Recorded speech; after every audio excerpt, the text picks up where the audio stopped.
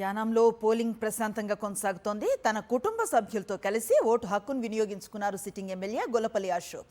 గతం కంటే మంచి మెజారిటీతో విజయం సాధిస్తానంటూ ధీమాను వ్యక్తం చేస్తున్నారు. ప్రజలు ఎలాంటి ప్రలోభాలకు గురి కాకుండా ఓటు హక్కును వినియోగించుకోవాలని సూచించారు.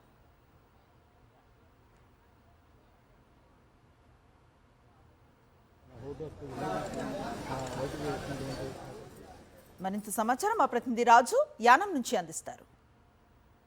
కేంద్రపాలిత యానంలో ఎన్నికలు ప్రశాంత వాతావరణంలో సజావుగా సాగుతున్నాయి. ప్రస్తుతం మనతో సిట్టింగ్ ఎమ్మెల్యే గొల్లపల్లి అశోక్ తన కుటుంబ సభ్యులతో ఓటు హక్కు వినియోగించుకున్న పరిస్థితి అయితే ఉంది. అశోక్తో మాట్లాడదాం. సార్ చెప్పండి, యానంలో ఎట్లా ఎన్నికలు జరుగుతున్నాయి?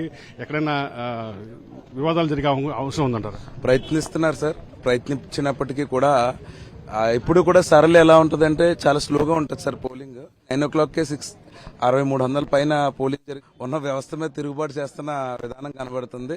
ఖచ్చితంగా మార్పు చాలా చోట్ల ఉంది. ప్రజలు ఎవరు చాలా స్వచ్ఛందంగా ఆనందంగా వెళ్లి ఓటేస్తున్నారండి. కొన్ని చోట్ల మటుకు కావాలని మేము ఎలా వెళ్ళినా ఊరికే వాగ్వాదం క్రియేట్ చేసి ఏదైనా పర్సనల్ థింగ్స్ ని టార్గెట్ చేసి ఆ ఏరియాలో పబ్లిక్ బయట నుంచి కూడా వచ్చేసారు. చాలా మంది రౌడీ గుంపుల్లా ఉన్నాయి. ఈ రౌడీ గుంపులు అందరూ కూడా ఒక వెనకాల ఉంటున్నారు. ఏదైనా వీళ్ళు మాట్లాడుతుంటే వాళ్ళ వెనకాల వచ్చి గొడవలు క్రియేట్ చేసే స్థాయిలో ఉన్నారు. నేను అందరికీ కూడా చాలా మౌనంగా ఉండమని చెప్తున్నాను.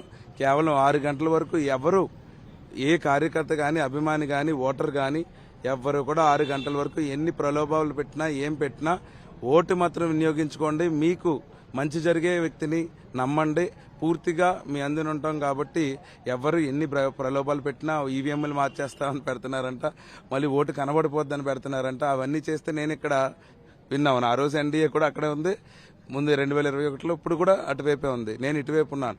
ఖచ్చితంగా అటువంటి ఇబ్బంది ఉండదు. కాబట్టి ప్రజలందరూ కూడా మీ ఓటు హక్కు ఎంత త్వరగా అయితే అంత త్వరగా వినియోగించుకోండి. మళ్ళీ ఎండ కూడా పెరుగుతుంది కాబట్టి త్వరగా ఓటింగ్ వినియోగించుకోవాలని మనస్ఫూర్తిగా కోరుకుంటున్నాను. మీ గెలుపు అంచనా ఏ విధంగా ఉంది? ఇప్పటికే మీ ప్రత్యర్థులు మీకు మీద సవాలు కొడుతున్నారు.